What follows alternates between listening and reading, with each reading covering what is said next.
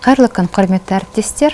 Бүгінгі семинардың тақырыбы 3-ші сыныптың қазақ тілі және әдебиеті пәні бойынша тірі табиғат бөлімін оқытуда қолданылатын қалыптастырушы бағалаудың стратегияларына арналады. Қазақ тілі және әдебиеті пәні оқу барысында оқушылар әлем туралы, жалпы адамзат туралы шынайы өмірді түсініп, әртүрлі мәселелерге деген көзқарастарын дәлелдеу ретінде тілдің және әдеби мұраның құндылығын ұғынады. Қалыптастырушы бағалау ол жеке қарастырылмайды. Сабақ барысында, яғни сабақ жүргізу барысында қарастырылатын үрдіс. Қалыптастырушы бағалаудың маңызы білім беруді, әртүрлі әдістерді, осы мүмкіндіктерді іске асыру түрлерін жақсарту. Мақсаты оқу бағдарламасының білім беру стилін білу, сұрыптау, болжау сияқты тәсілдерді қолдану арқылы әртүрлі оқудың қиындықтарын анықтап, оны жетістікке жеткендігін көрсететін кері байланыс. 3-ші сыныпта қазақ тілі және әдебиеті пәнін оқытуда 8 бөлім берілген, соның ішіндегі тірі табиғат бөліміне тоқталғым келіп отыр. Бұл бөлім материалын оқытуда оқушылардың оқу дағдыларымен қатар сөйлеу мәдениетін дамытуға көп көңіл бөлінеді. Көркем әдеби, публицистикалық шығармаларда қарастырылатын әртүрлі сұрақтарға жауап беріп, өз ойын дәлелдеуге, дұрыс, жүйелі, анық айтуға, жазуға дағдыланады. Шығармадағы кейіпкерлердің іс-әрекеттеріне баға беріп, сұрақтар қою арқылы болжау, сонымен қатар мәтіннің бөліктерінің арасындағы байланысты анықтап, жоспар құруға, өзара өз-өзін бағалауға үйренеді.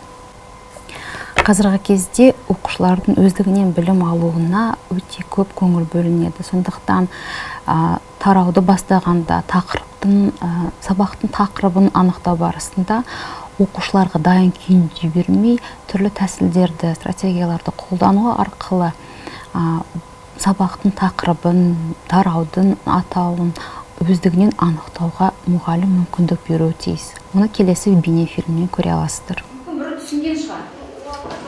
Уақыт, өмір, өсу. Өмірдің несі көрсетілген ма жерде? Мысалы ол өмірге өмірдің нелері? топтар Кезеңдері. Бірге айтайықшы. Өмірдің кезеңдері. өмірдің кезеңдері Қандай өмірдің кезеңдері болды? Кәнеки, ең бірінші. ол Дүниеге келді. сосын шаш Өсті, шаш өсті. Сосын мектепке барған кезі, бақша мектепке сосын үлкен болды, я? Ал енді ең соңында не болған білгілерің келе ма?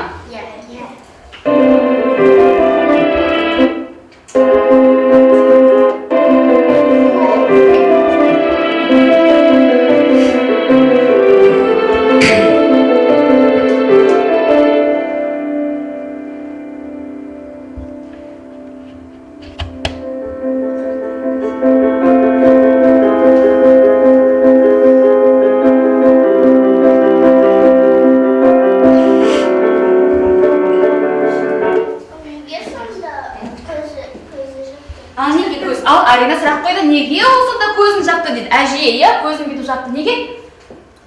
Осын қайтадан бала шықты. Неге? өйткені ол өліп қалды. Яғни өмір бізде қалай, өмір кезеңдермен дүниеге келеді, өседі, өнеді, яғни қартайғаннан кейін қайтадан жаңа өмір басталады. Яғни сөйтіп адамның өмір кезеңдері. Қазақ тілін оқыту барысында коммуникатив дағдыларын ішіндегі тыңдалым, айтылым, оқылым және жазылым дағдылары арқылы жүзеге асады. Бұл бөлім өмір кезеңдері жайлы түсіндірмелі мәтіндерден басталады. Мысалы, сіздерге қазір оқылым дағдысын жүзеге асыру үшін берілген мәтін бойынша мәтіннің бөліктерін анықтап, оны түсіну және түсінгенін көрсету мақсаты қаншалықты жүзеге асқанын қалай өзара оқушылар бір-бірін бағалай алатынын келесі бейнефильмнен көре аласыздар. Бірінші топ, сіздерде мынандай мәтін. Көріп тұрсыңдар ғой, бір тұтас мәтін. Бұл мәтінде бөліктер берілмеген. Сіздер бірінші ақылдасып, оқып аласыңдар бірінші, сосын ақылдасасыңдар. Қай жерден екінші бөлім басталады, яғни ортасы басталады. Қай жерден үшінші бөлім соңы басталады. Түсінікті ме? Бастаманда бірге бастайсыңдар. Сіздерден мәтін берілген, бірақ та олардың бөлімдері не? Естіліп тұр, шашылып тұр. Бірінші оқып аласыңдар әрбір бөлімді, сосын оны рет-ретімен орналастырасыңдар. Ал сіздерде кішкене сәттік берілген балалар. Сіздерде мәтіннің басы берілген, ортасы берілген. Соңы берілген. Ал ортасында мынандай сөйлемдер берілген. Осы сөйлемдерді рет-ретімен орналастырып, дұрыс мәтіннің ойы ашылатындай, негізгі ой ашылатындай жаздырасыңдар.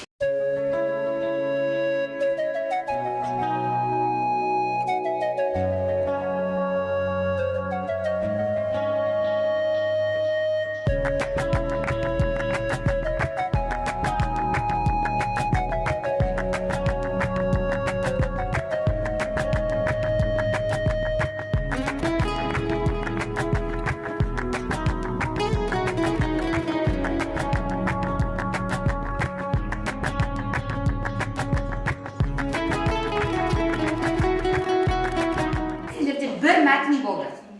Ал қаншалықты сендер дұрыс оқыдыңдар, әлде оқымадыңдар. Қазір оны біз байқаймыз. Ол үшін үшінші топтың тапсырмасымен екінші топқа беремін. Яғни сіздер қарайсыздар, сіздердің бөлген бөліктермен олардың толықтырған сөйлемдері сәйкес келе ме, келмей ме? Сендерге мен екінші топтың тапсырмасын беремін. Сіздер мәтінді бөліктерге бөліңдер. Ал мына балалар сол бөліктерді дұрыс рет-ретке қою керек. Дұрыс қойды ма, дұрыс қойған жоқ па? Ал сіздер жаңағы құрастырған сөйлемдеріңіз бұл мәтінде бар ма, дұрыс па, дұрыс па?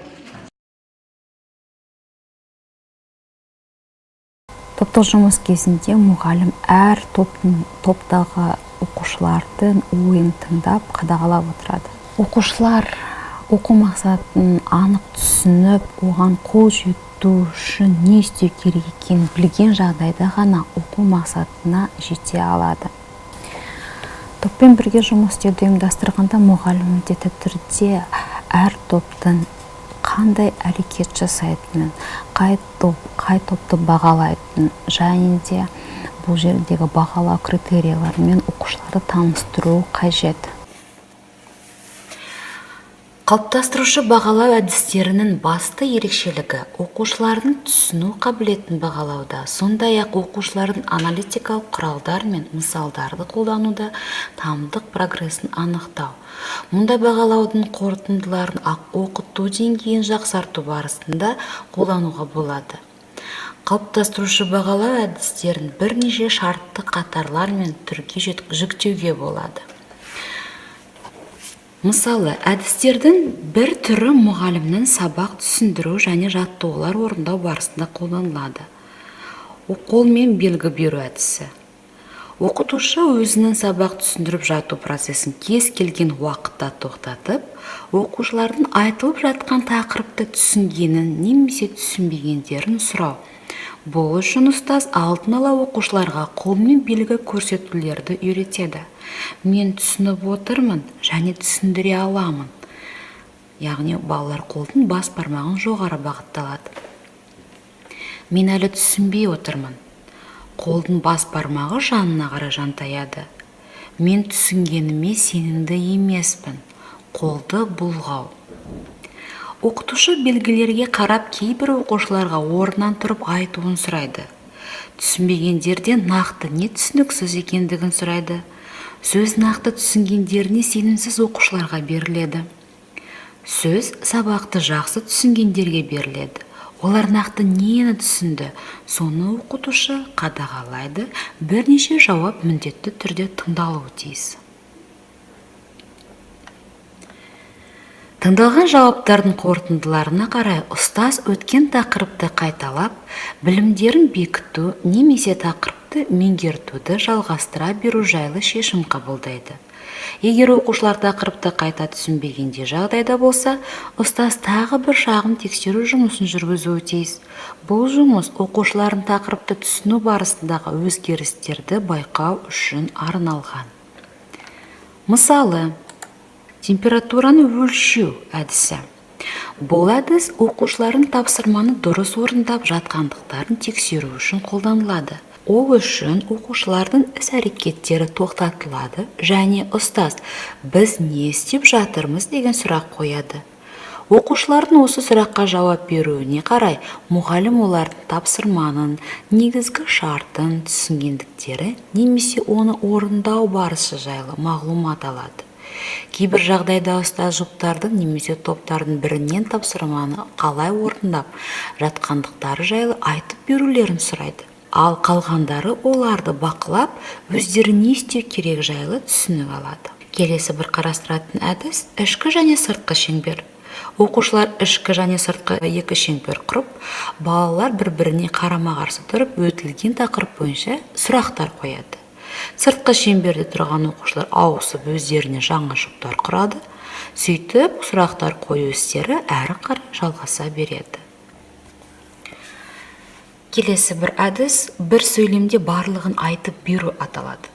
Оқушылардан оқытылған тақырып бойынша кім, не, қайда, қашан, неге, қалай деген сұрақтарға жауап беретін, бірақ сөйлем құруларын ұсынады. Қате түсінікті тексеру әдісін қолдануда ұстаз оқушыларға қандайда бір идеяның талдауларының қате болжамдарын немесе әдеттегі қате түсініктерді әдейі береді. Сонан соң ол қатысушылардан айтылғандармен келісетіндігін немесе келіспейтіндігін, өздерінің көзқарастарын айтуларын сұрайды. Бұл әдіс арқылы оқушылардың қаншалықты өткен тақырыпты меңгергенін бақылап көруге болады. Ақпаратты түсіну мақсатын жүзеге асыру үшін галереяға саяхаты стратегияны қолдануға болады. Жолбарыс ол бір түнде 50 километр жол жүреді. Тағы да біз тыңдадық, ірбіз пантераға ұқсас. Ірбіз ол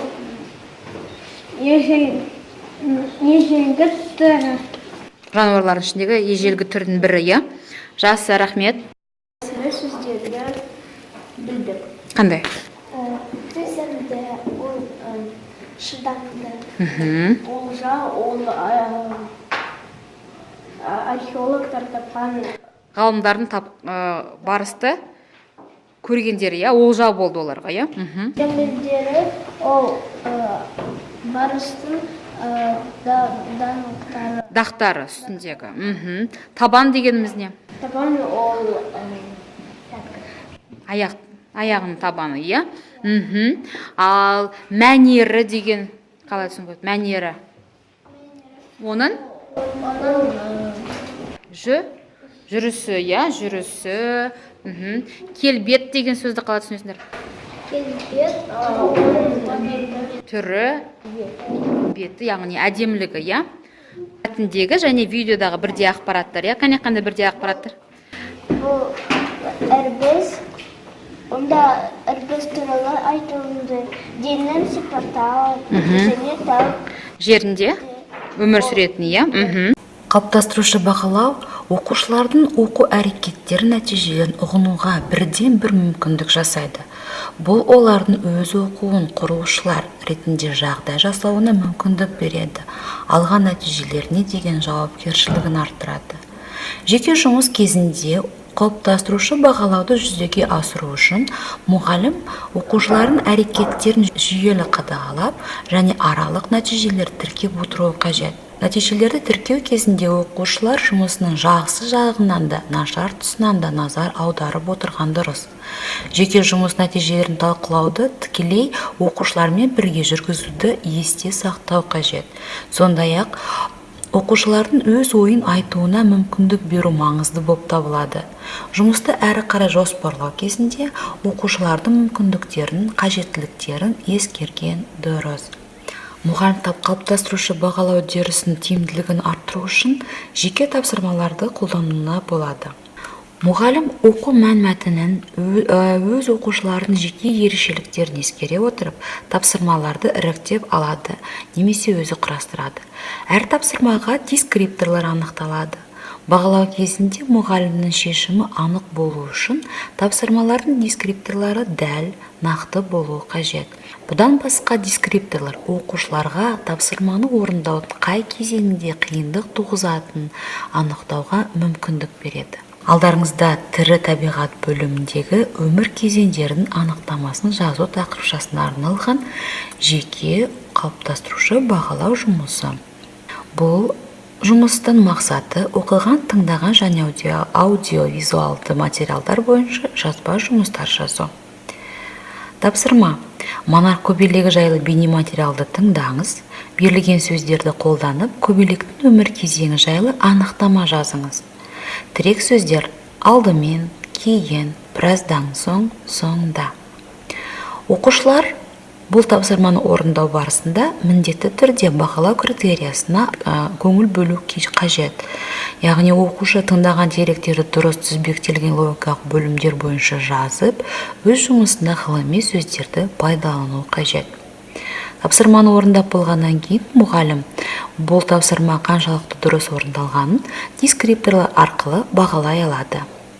Яғни егер бала көбелектің өмір кезеңінің ретін анықтап, оны ретімен жазатын болса, сонымен қатар байланыстырушы сөздерді қолданып, ғылыми сөздерді пайдаланатын болса, яғни бала тапсырманы өте дұрыс орындады деген сөз. Дескрипторлардың тұсына мұғалім плюс немесе минус таңбаларын қою арқылы қай дескрипторлы бала қиналады немесе қайсын дұрыс орындады екенін бала анық көре алады. Тіпті де оқушы осы дескрипторларды пайдаланып, өз-өзін де бағалай алады. Бағалаудың міндетті бір элементі кері байланысты ұсыну. Оқушылардың жазба жұмыстарын тексеру кезінде мұғалім бағалау өлшемдеріне қарай өз түсініктемелерін жасайды және жеткен нәтижелердің деңгейін бақылайды. Түсініктемелер анық және түсіндіре білу керек. Жазба жұмыстарын тексере отырып, дұрыс жерлерін бір түспен, ал әрі қарай жетілдіру керек жерлерді екінші бір түспен белгілеп қоюға болады. Жазба жұмыстарға түсініктеме бергенде еске салу, ой айту немесе мысалдар көрсетуге болады. Кері байланыс сабақтың әр кезеңінде қолданылады. Мұғалімнің оқушылармен үздіксіз өзара әрекет етуін жүзеге асыруға, нәтижесінде оқу үдерісін түзетіп, сабақтар қарай жоспарлауға мүмкіндік береді. Кері байланыс беру кезінде мұғалімдерге оқушылардың жақсы жақтарын ескеру, тапсырманың дұрыс орындалмағанын нақты түсіндірмей отырып, олай емес, дұрыс емес деген сөздерді қолданбау, оқушылардың жұмыс жетілдіру немесе кемшілік тұстарын жөндеудің жолдарына ұсыныс беру, кері әсер ететін сөздерді оқушыларды кекету, келемеждеуге қатысты сөздерді мүлдем қолданбау ұсынылады. Оқушыларға кері байланыс беру барысында бұл дұрыс жауап, өте жақсы, барлығы дұрыс. Айжанның қаншалықты нақты жауап бергеніне назар аударыңдаршы. Жарайсыздар. Қате жауап кезінде айтылатын сөздер. Жауапқа жақынырақсың, бірақ тағы да біраз ойлан. Бұл бағытың дұрыс, бәріміз бірге тағы да ойлан көрекші. Балалар, Мараттың айтуы бойынша осылай. Ал сендер қалай ойлайсыңдар? Ал сен неге олай ойладың? Сен бұл жерде біраз қателестің, кәне тағы да бір рет оқып шық. Жауабы нақтылап және толықтыра түсуін өтіну керек. Бүгінгі семинарда ұсынылып отырған түрлі стратегиялар тек қана тірі табиғат бөлімін оқытуда ғана қарастырылмай, өзге де бөлімдерді оны жүзеге асыруға болады. Назарларыңызға рахмет.